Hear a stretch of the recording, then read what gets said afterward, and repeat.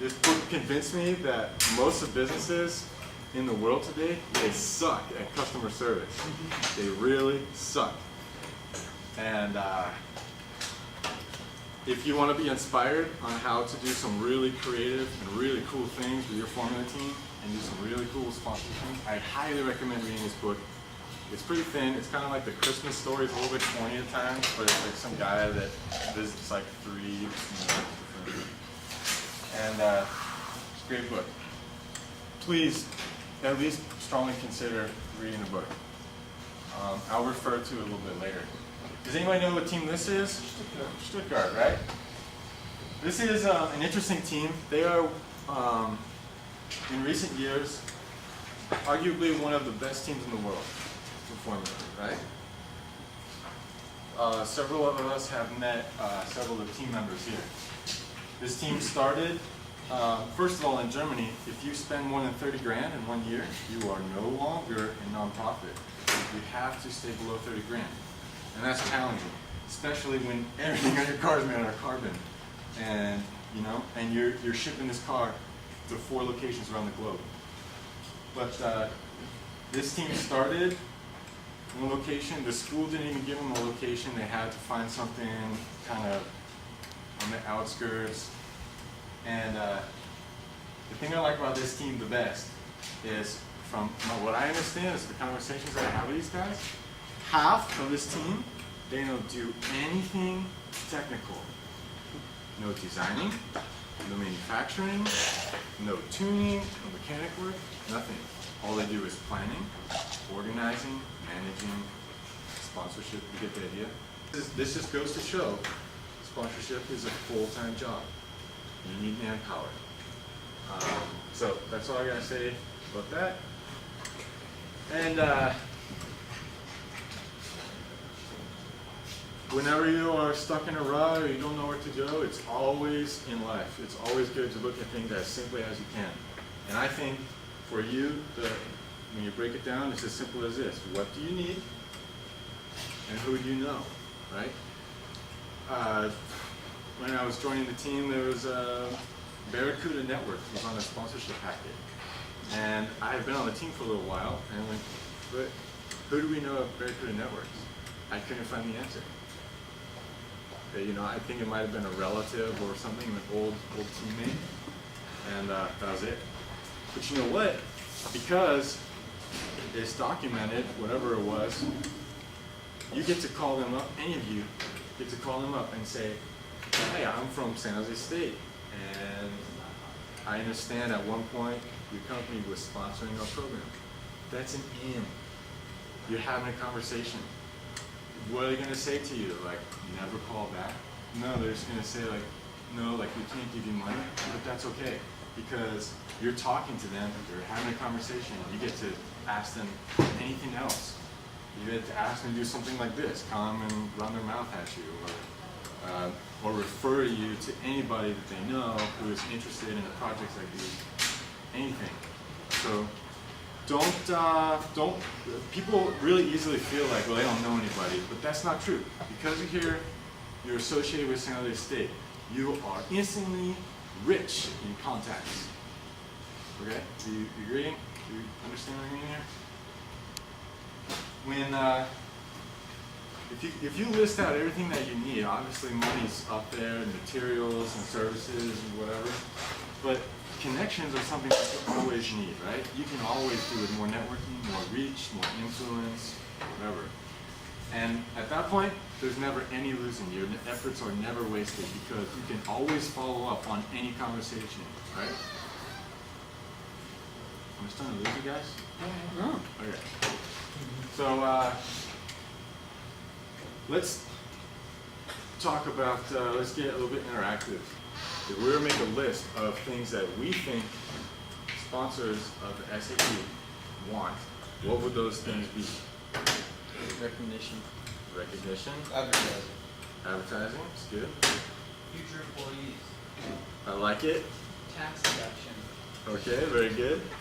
The warm, fuzzy feeling. All right. All right, we'll talk about that. To be included in the project. Yes, you're right. Something they can brag about. Yeah, Good, very good. I think that's a good start.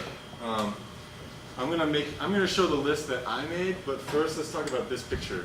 Who knows who that is? Hamilton. No. Who's in the middle? Vettel. That's Vettel. And what are they doing to him? Why are they pointing out? But do they do that to every winner? Or just Vettel? What makes Vettel special? Is he like the youngest or something? No, Hamilton. I mean, I don't know. He's young. I don't know how young he is, but I mean, it's because they love him, right? Everybody loves Vettel? When Vettel crosses the finish line in first place, he almost always says the 3 words coming out of his mouth. Who knows what that is? We did it. Yeah. He says, "We did it." He's ecstatic. He cries on the podium. He's emotional. It's always heartfelt, right? And people love him. And sponsorship can be so intimidating that we can easily lose touch with things like this that matter. And it's a little bit different game in Formula 1, you know, but I thought that was worth mentioning. So this is my list. They want VIP treatment, okay? They want ad content. They want to be able to say to their network, I just sponsor an SAE team. And you guys can make that easy for them to do if you are a little bit creative. Sponsors want to be respected. They want to be appreciated. A lot of sponsors, they look at SAE and they say, I wish there was something like that when I was a student. Or I wish I did that when I was a student. Use that. That's something you can use to your advantage, right? Sponsors want to drive. I mean, I know this is a touchy subject, but come on. They're supporting a student organization. Let them drive the car, you know? We had an autocrosser a couple years ago. They wanted to bring a car out to an event, but we didn't have a truck. And this autocrosser said, I will gladly tow your race car if you let me drive it. And that was a tough call, right? Do we let this guy drive this car? And everybody was skeptical. He's even going to be fast? This guy, I won't go into too many details. He smoked every one of our drivers, okay? He's an autocrosser. He's a champion autocrosser. Or close to it. He's a talented guy. These are sponsors of yours. Acknowledge them for what they're good at least, right? Try to acknowledge how they got to where they are. And appreciate, respect them for it, and it will pay you off. It will pay off, okay? Here's a couple of things that come from this book, Rating Fans. And when you have customer service, what's crucial is whatever services you're offering to your customers, if you can't do them consistently, you shouldn't be doing them, right? If you can't send a photo or plaque to everybody, either get it done or maybe you should start thinking about, finding another option if you really can't do it consistently. And transparency. This is a student organization. People understand that. It's okay to say, you know what? We are so sorry. We made a mistake. We're working as hard as we can to figure this out and make it right. Be transparent. Be honest. Put it on the table. We're so glad that you're supporting us, and we want you to keep supporting us. This is what we're looking at. Do you have any ideas on it? This is our best solution. What do you think? Okay? Transparency is important. People can tell, and it will pay off. Who watched that Senna documentary? Okay. Tell me, what do you think of the moment where he wins the race and he stops in the middle of the track and he's like, he can't move his hands? You know what I'm talking about? And they pull him out of the car and he's like shooing people away walking to the garage, and he gets out there on the podium and he's like mustering to lift the trophy up, right? Did that look fake? No. No? Maybe not.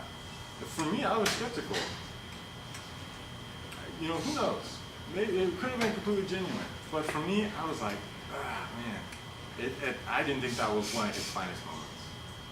Maybe he was really hurt, but I don't know. All I'm trying to say is when you're not transparent, when you're not genuine, people notice. It's easy to see, okay? Especially with your elders, right? Because they know what it's like to be your age. Another thing, I'll just wrap this up real quick. Sponsors want influence, they want reach. You have networks, you're connected with a lot of sponsors here. And you can offer that to your sponsors. They're interested in that. They're interested in reaching other companies. You can use that to your advantage. They want to believe in a cause. They want to make a difference. They want to have a moving experience, be part of something fun. They want to hire you, okay? Everybody wants to have a moving experience, right? Now, I love the newsletters that are coming out, okay? I read every one. But tell me, how likely are you to be moved by a newsletter? Really, truly moved, like from the heart. It can happen, it could. But how about from an email? About the same. Phone call? It's more likely to have a moving experience over the phone, right? There's more energy, it's kind of a different situation. It's really intimidating to a lot of young people, but if you want to give moving experiences, like just visit, these people are all nearby, right? Visit them as often as you can, be friends with them, divide and conquer, right? So, this Rating Fans book, it says you have customers that will be so happy that they did business with you, right? It's good. They like your business. They had a good experience. And there are some customers that have really bad experience and they complain. Sometimes they have legitimate complaints. Sometimes they're just like really hard to please. But what the book points out is that the people in the middle that don't say anything, those are the people that you need to watch out for. Those are people that had such a mediocre experience, they don't feel like saying anything. If you have a lot of sponsors that don't give you any feedback, give them a call.